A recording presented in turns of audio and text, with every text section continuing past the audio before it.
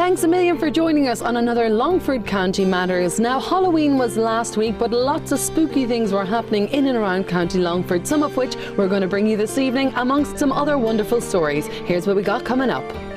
Just on the outskirts of Arda Village is a wonderful arts space known as Creative Arda. I go there to chat to Anne Geraghty-Smith and Annette Corkery to find out about some of the fun festivities that they've been running this Halloween season. Just a few minutes from the village of Arda is a man with a huge love of gardening. Brendan Farrell of Arda Eco Gardens talks to us about what we should be planting at this time of the year. He also gets us a few of last season's treasures, tomatoes.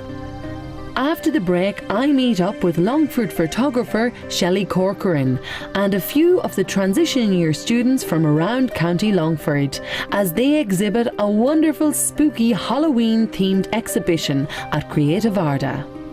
Finally, I head to the Longford Arms in Longford Town to meet up with Longford singer-songwriter David Clarke.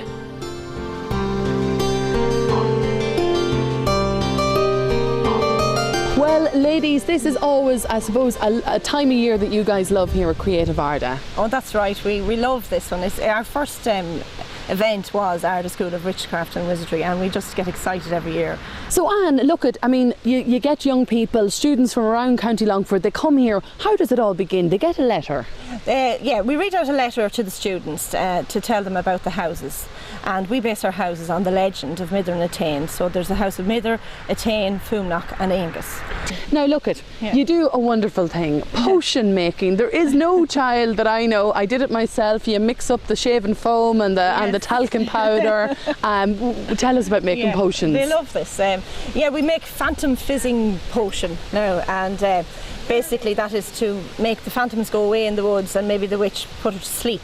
And we get them to mix their witch's dandruff with their mermaid tears and their vampire blood, and this year we introduced the unicorn shavings, and that seems to have worked, and the witch is asleep for most of the week now. Because you know, when you're young and you're growing up and you're reading, you know, a witch's, what they're putting into the cauldron, and it's like the eye of this and that. I mean, it's gruesome stuff, but it's wonderful fun. It is, it's wonderful fun, and of course they all do science and they are aware, but they love playing along with it. And then we also do the shape-shifting potion, so from the solid to the liquid to the powder, and they love that one too. And we do the pensive, where you're taking your thoughts out and into the pensive with the unicorn milk.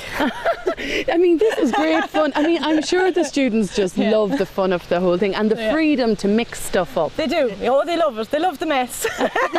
Maybe you don't love them to clean up, but no, we don't. Annette, you do dark arts with them. What do you get up to? We do dark arts on dark paper. So basically we do Halloween themed art on black paper. We do silhouettes for the window, or we've done 3D scenes where they do a house that pops up, or anything and everything, really. All Halloween themed. We've done vampires and things from paper plates, and so it's great fun. It's you also get them to sit down and read some books as well. What is that about? Oh, that's magical creature study.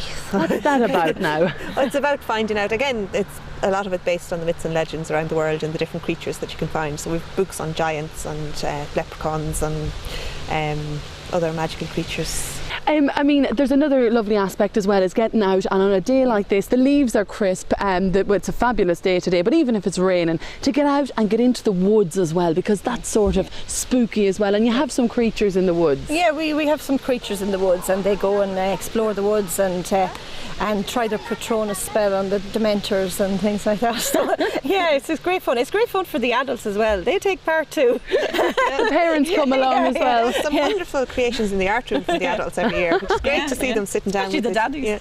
With their children as well, and being part of that. And a competition often grows up between the dads as well. A good healthy competition.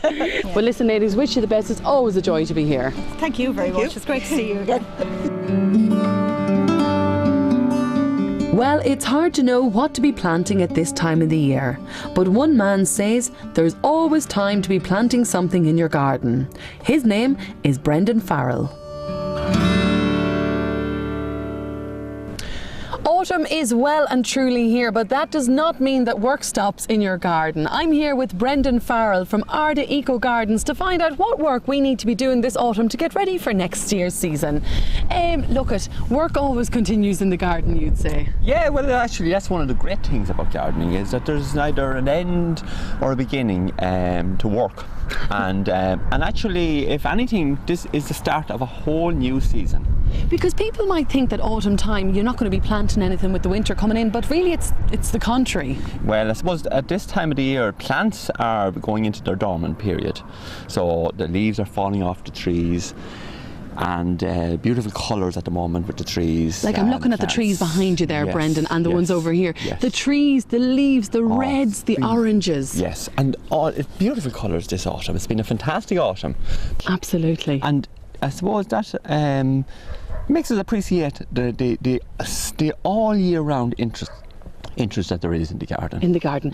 I want to talk about last year's produce, but to do that we're going to head in here into the polytunnel to do that. Okay. Let's go in, Brendan. Okay.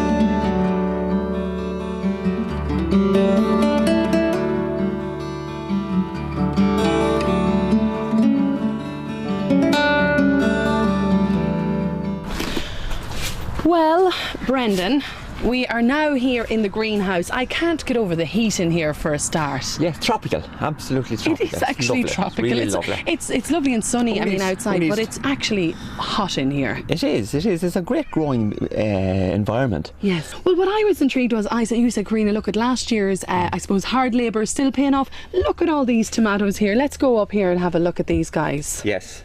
We have of course, everything we grow is organically grown. Yes. And because of that, then you get lovely flavour from your crops. Yeah. You have obviously chemical free. You have the best produce that you can have. You know really. that you can stand over this. Will we pick a little tomato here? Yes, Will loads I of tomatoes. pick one of these here? Yeah, they're still ripening away. Still ripening. Yeah. Look at that. Yes. I'm going to taste this. Yeah, no, try actually a bigger one. Try a bigger one, yeah? That's Will you take smaller that now. one? I have cherry tomatoes as well, but Now try this guy I here. actually often think from the look of them, I can almost tell what's the nicest ones. Give So us I a think go this with is that a one nice there. Well, they're juicy anyway. Yeah. Well, that's a lovely one. And the thing about growing your own as well is you have great. You can have great varieties. You can grow what you want. You can grow things that you mightn't be able to buy in a shop. We're going to tip back outside again for a minute and see what's going on out there again. Okay.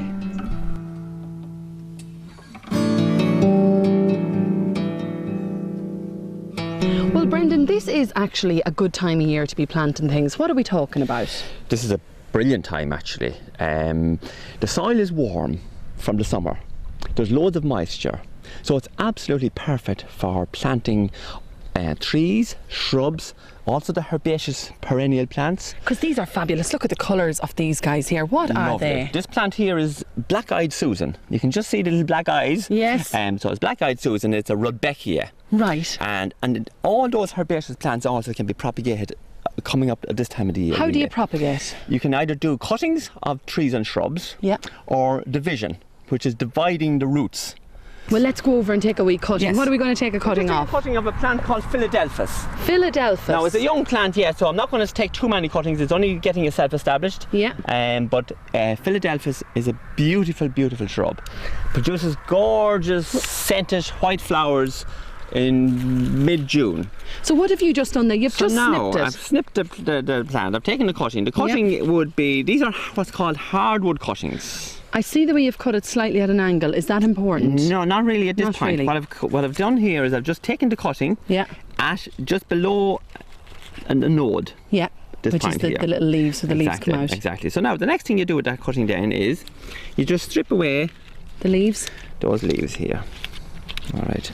So these are hard. They're very, very easy to do. Really, really easy. And so many plants can be propagated from cuttings. It's a fun thing to do as well, because so what if it doesn't work out? But try plenty of different things. Yeah. Hydrangeas is another good example, a plant that most people would be fairly familiar with. Yeah. So you just take your cutting, usually about 12 inches long, and then you just snip the top of it, take the at an angle. You mentioned the angle, so the angle comes in here. That would be just because it would allow, if there is rain, that the water would just run off. Okay. So it's just like that, so it's not. And what do you do with this lad now? So then at the other end of it, then you just wound it, which is really taking off the bark, a slight little piece here on it like that, just to, and that exposes the cambium layer, which is and just, do you do that the whole way around? Which is just underneath the bark. No, you just do it just on one side. On one side, okay. And then once you're cutting now, you make a little area for them. You wouldn't just plant them, stick them in willy-nilly here and there. You'd get a wee area. You'd have a little ready. area, make a little bed, and not in the sunniest spot actually. You kind of go for a shady corner. Yeah. And have your soil dug up and prepared. And raked and then firmed in reasonably well. So that you have a nice little spot for them. Put up a little line so that they're all, and then put all your cuttings in. Put them in maybe about 4 to 6 inches apart. Yeah. And then when they're in, leave them. Don't touch them. Don't be pulling them up to have a look to see if there are any roots coming out of them. Okay. Just let them Let them do do their their own thing. thing. Well, look at And in Brendan. a year's time, you're going to have beautiful shrubs. Wonderful. Unfortunately, the time has run out. That's all we have time for today, but we'll definitely be back to you maybe in the spring. I'd love you to when, come back. when things are taking hold again. Thank you so much for chatting to us, and hopefully the people at home have got some info of how to get planting this autumn. No problem. Thanks very much, Corinne.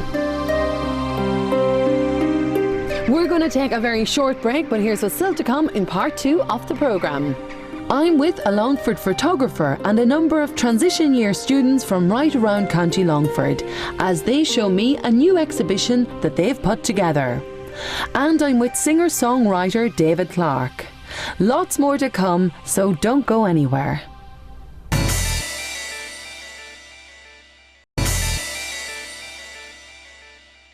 Welcome back to Longford County Matters. I'm at Creative Arda to meet up with photographer Shelley Corcoran and a number of transition year students to find out about a new exhibition they're showing at Creative Arda.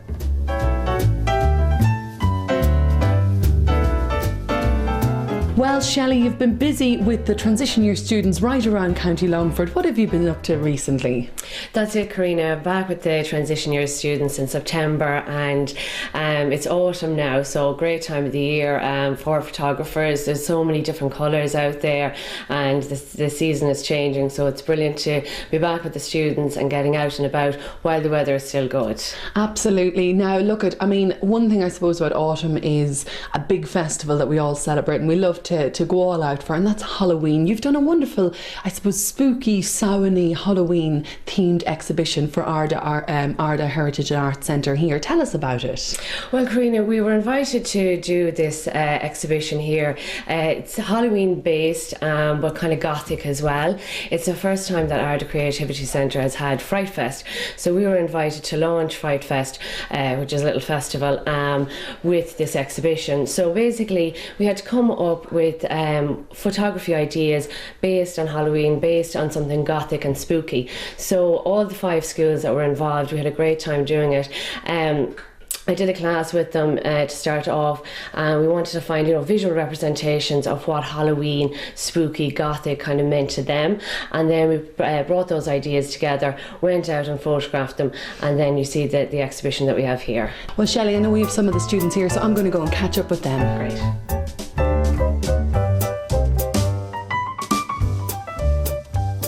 Well, Jade, you were one of the photographers and one of the participants in this wonderful workshop. How did you enjoy it? Oh, I loved it.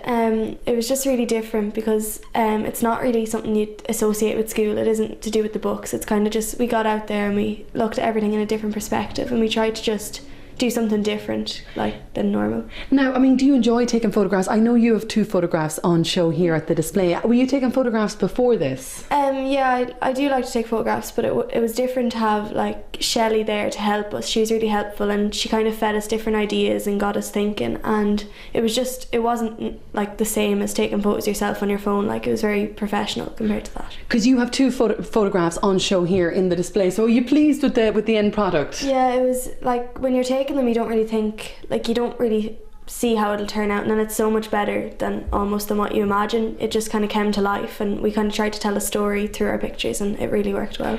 Lauren, you were both an actress in these photographs and photographer, and a cousin of Shelley's, you tell me as well. You talk to us about the pictures that you were in. Well, first of all, I was in these ones. I was in the ones, and then I took the key cutting photos, and we did it inside the shop because we thought I'd look creepy looking. And then I got the ones here behind the wall because then we thought it would look creepy looking. Yeah.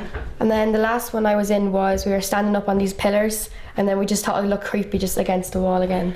Tell us about, I mean, what was, Shelley's a great coach. I'm sure she has lots of ideas. I mean, there's some wonderful photographs here. There's lots of different ideas. Did the class enjoy doing this project? Yeah, they all loved it. They loved getting out of school and enjoying it. And then just the fact that you can dress up as someone else, and then they just loved taking the photographs because it was a different experience, Yeah. Jade, do you think this is going to be something that some of the class members will kind of continue, that you as a group might, start taking photographs yourselves and get doing other projects? I think so, yeah. It was just, we all really enjoyed it and it kind of brought us together when we went outside and we kind of all worked together as a team, and it'll be something we'll remember anyway for years to come. Well, listen, thanks for chatting to us, girls. You're welcome.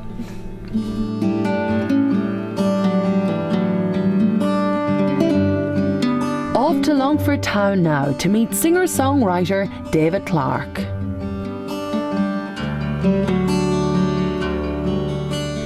David, tell us, when did you fall in love with music? But I really picked up guitar when I was about 10, and my brother gave me a lesson, and I kind of got books and stuff and went on from there. And by the time I was 18, I was in a band in school, and we kind of did a Christmas concert in school, and that. Unfortunately, all the guys in that band all went their separate ways, as a lot of people do when they leave school. Oh no, the band fell apart. Yeah, the old rock and roll story. The band has got jobs. Were you in school here in Longford town? Yeah, I was in St Mel's College. Yeah. So I always, when I left school, I tried a few things. Tried a career in computers, didn't like it, and then I kind of thought something more creative. So I got into a newspaper, got a job in there. Longford Leader. Longford Leader, yeah. Give them a wee plug. They're 12 years, great paper. Make sure you buy it. And I kind of kept the music on the side because my work in the Leader, it's about 4 days a week, so I have a bit of free time as well. Yeah. So I kind of do a bit of writing, a bit of playing on the side with the paper, and kind of kept it going over the years that way. But the creative juices are starting to flow again, and you're kind of putting yourself out there a little bit now, David. I wrote a song about a year ago, and I thought it sounds like maybe the best I've done so far. So I entered it in a competition. It got an Academia Award, and so I was kind of taken back. I was like, right, So what exactly is it? What is an Academia Award? Academia Music Awards. It's rewards kind of excellence in music, and the prize is, it's not monetary, but the prize is that they promote your song on online radio and kind of publish articles about it over the course of a year. Yeah. And then at the end of the year, they send it to a music publisher. So fingers crossed for June 2016. You never know where it might go. Never know where it might go, yeah. So. I mean, talk to us about love of music, though. I mean, is it something that's in the blood, in the veins? Is it the real passion that fuels you? Yeah, I think it is. I don't think. I mean, I've pretty down-to-earth kind of lifestyle, like everyone, go to a job every day, and as you know, that can be kind of mundane, and music just takes me out of that, kind of into a different world. So it's just a wonderful escape, from ordinary life, and that's the passion for me. I find life very difficult, with no music. I just would. I mean, that's the nice thing about music. There's a sense of healing to it at times, and especially when you're writing and creating your own music. Yeah, definitely, I mean, whatever you're going through in your life tends to come out in the music, maybe indirectly, but it does come out, and your feelings and thoughts about life, and it's you get a kind of good release from it, from playing and singing as well, and good for the health. Good for mental health, good for just kind of well-being and stuff like that, So. What is the response of people? I know you live in Mullingar, but you're born and bred Longford, work here in the town. What's the response of people in the Midlands to you so far? Well, I've gotten good feedback. I mean, anyone I've played the song for, I've kind of thought, I mean, my own brother, he only heard it there recently, and he emailed me and he kind of said, oh, that's a really good song. And it's nice when you get that. I remember I played in Leitrim's Got Talent there a few years back, and you kind of people love their music, and they know if it's good, they'll tell you, Well, listen, without further ado, you're going to play the song for us today. Give us the name of the song, where people can find it, and maybe if they wanted to have a listen online. Yeah, it's Country Road is the name of the song, and you'll get it on my Facebook page, which is just David Clarke. Facebook's /David Clarke. And it's on SoundCloud, I believe, as well. It's actually on SoundCloud as well, yeah. Well, listen, you take it away, David. I'm Okay. looking forward to hearing more. Great. All right, thanks.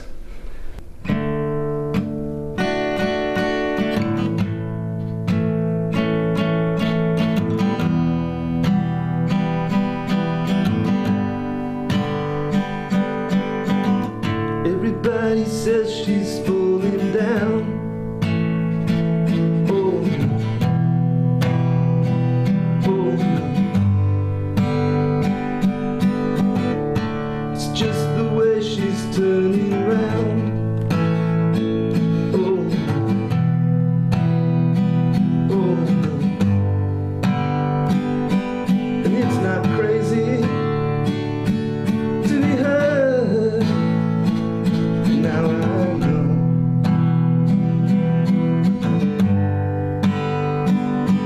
there's no reason to be scared. Now I know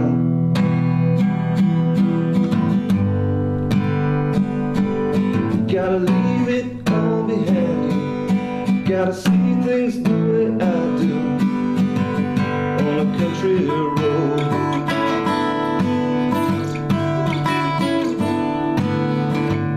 Everybody says she's got the look. Oh,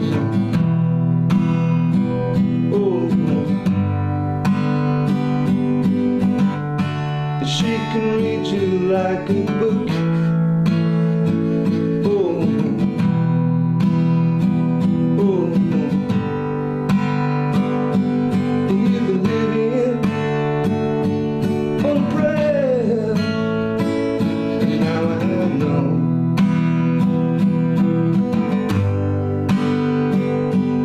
there is nothing for you here.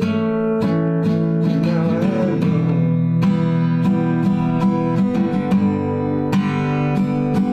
you gotta leave it all behind you. Gotta see things the way I do on a country road.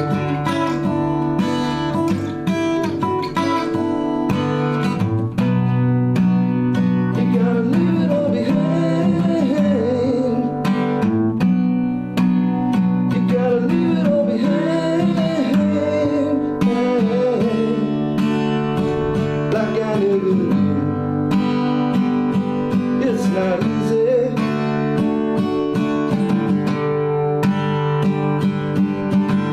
Everybody says it's in her eyes.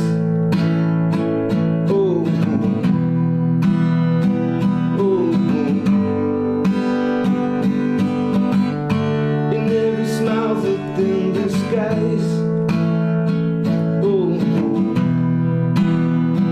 oh, there's something in the air, and now I know.